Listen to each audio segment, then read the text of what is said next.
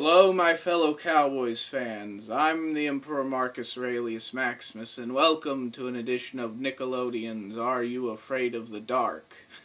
Now, hold on. No, I'm at my parents' place in Arkansas. This used to be my old room, as evidenced by my Jurassic Park toys in the right-hand corner of your screen. The lighting's horrible in my room, so I had to figure out a way. So I took a lamp, you set it down, gives you the light, and you look even more freaky. So, there you go. But there was nothing freaky about the Dallas Cowboys 24-0 shutout of the Philadelphia Eagles. This is the second time that the Dallas Cowboys have shut out an NFC East opponent, the second consecutive time that this has happened. I don't think that this is freaky at all. I think that this is a trend, and this is evidence of our defense coming together when we need them the most, and that's in the postseason. So there you go. Things are looking good. Things are great. If you're a Dallas Cowboys fan, I encourage you to relish this victory over those hated Philadelphia Eagles. For the first time since 2005, we have swept them like breadcrumbs off the table of gridiron conversation. But if you want to be realistic, because that seems to be the thing. Oh, I'm objective. Let me tell you something. I don't get paid to be objective. I pay to be a fan, alright? So let's put that out there up front. But I don't really want to talk about that. I'm just saying if you want to look at it realistically, not get too caught up in things, want to be analytical, then take the approach that the Dallas Cowboys, notably quarterback and leader Tony Romo, is taking, which was I watched every post-game press conference again. The OT, Football Night in America, his post-game press conference, he was saying, if we're going to see a whole lot of blitzes next week, they're going to bring out everything. That's true of the defense, and that's going to be true of the offense as well. I noticed Deshaun Jackson was limping around in this game. Maybe that'll carry over into Wild Card Weekend. I don't know, but you got to expect that they are not going to pull any punches. It's going to be as pivotal, and they're going to use every bag of tricks that they have, just as they did in the first game this season. I was very impressed with the defense, certainly. I was also impressed with the offensive play calling as well. We didn't target Roy Williams at all, and I hate to say that. I really hate to say it, but the truth is he's not a number one. We already knew that. He's really a number 3 option, and he might be a number 4 option because we put Creighton in at the number 3. Number 1 is Austin, number 2 is Witten, number 3 turns out to be Creighton, and number 4 is Roy Williams. That's the way it should be.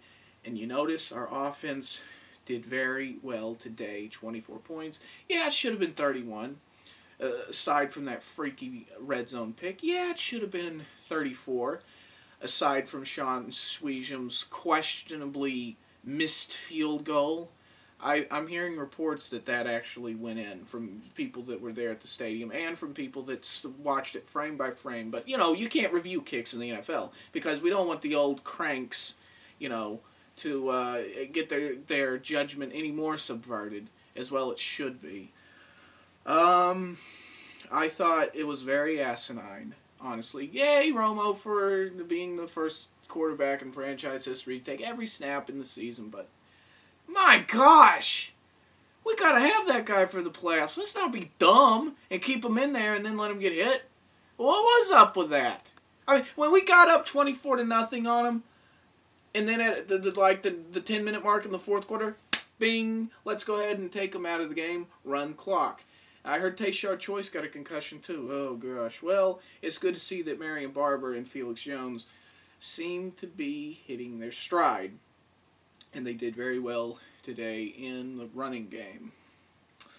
I don't know what other insights I could provide for this game, so what I will do is turn your attention towards tell you about a video that I'm going to make to inspire fellow Cowboys fans about this game against the Eagles. It's not necessarily the Eagles per se. It's a chance to get our first playoff win. And this video that I'm making is called The Inevitable Triumph. I think you'll really enjoy it, and I advise that if you like it, It's not going to be up there for very long because I don't want to get my account hit with another copyright infringement thing. Even though there are probably thousands of NFL videos out there that have been up for years that haven't got hit by the NFL. But anytime you put the blue star out there and you put it in a positive light, why, then that video gets taken down like that, thanks to, Commandant Goodell. So, but that video will be out there this week. If you like it, you know what to do with it. If you want to talk realistically about the Dallas Cowboys, you can call into my show or do the chat room on Reality Football. Here's the link. Here's the next show.